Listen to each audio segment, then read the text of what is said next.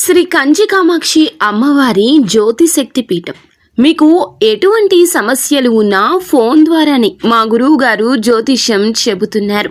భార్యాభర్తల కలహాలు, ప్రేమించిన వారు దూరం కావడం, డబ్బు, వ్యాపార సమస్యలు, పెళ్లి కుదరకపోవడం, సంబంధాల సమస్యలు, గ్రహ దోషాలు, భూమి వాస్తు దోషాలు, విదేశీ ప్రయాణం కోసం, ఆరోగ్య సమస్యలు, కుటుంబ సమస్యలు, లక్ష్మీ శాంతి, గృహశాంతి, వివాహం ఆలస్యం కావడం, స్త్రీ పురుష వశీకరణం, నాగదోష నరఘోష సమస్యలు, సినీ ఫీల్డ్ గురించి, విడాకులు, కోర్టు సమస్యలు, రియల్ ఎస్టేట్ సమస్యలు, రాజకీయం, ప్రమోషన్ గురించి, శత్రు వశీకరణ, చెడు ప్రయోగాలు. మీరు ఎక్కడెక్కడో జ్యోతిష్యం చెప్పించుకుని అది నెరవేరలేదని బాధపడుతున్నారా?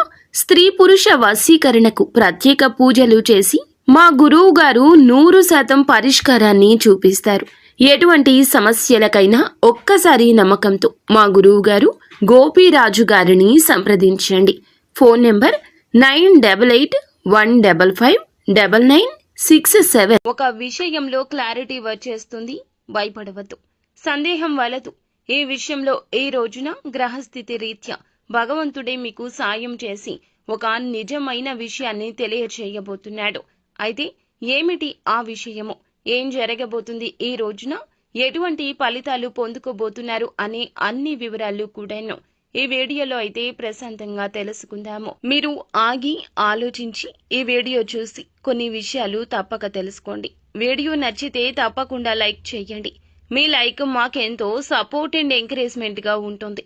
ఇక ఆలస్యం చేయకుండా వీడియోలోకి అయితే వచ్చేద్దాము. ఆర్థిక పరిస్థితి అనేది సంతృప్తికరంగా ఈ రోజు వీరికి మారబోతుంది. ముఖ్యంగా ఉద్యోగస్తులకు అదనపు బాధ్యతలు పెరిగే అవకాశం కనిపిస్తుంది. కుటుంబ పెద్దల సహకారం లభించబోతుంది. నూతన అవకాశాలతో ఆదాయాన్ని పెంచుకుంటారు. ముఖ్యంగా కష్టానికి తగ్గ ప్రతిఫలితమైతే తప్పక పొందుకుంటారు.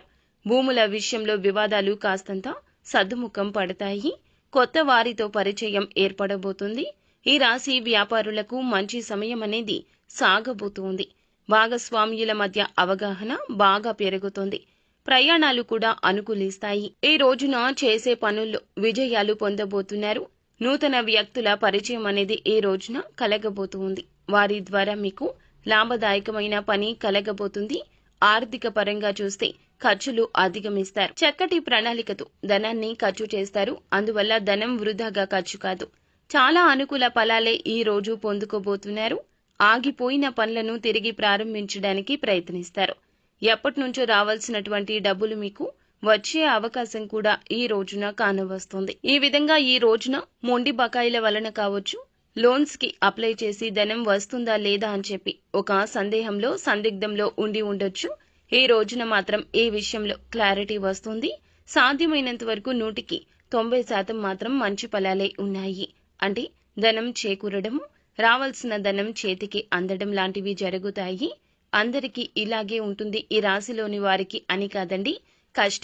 కష్టిస్తే మాత్రం తప్పక ప్రతిఫలితం ఉంటుంది. మిగతాదంతా అదృష్టం మీద ఆధారపడి ఉంటుంది. మీతో దూరమైన మిత్రులు కూడా ఈ రోజున మళ్ళీ మిమ్మల్ని కలుసుకుంటారు.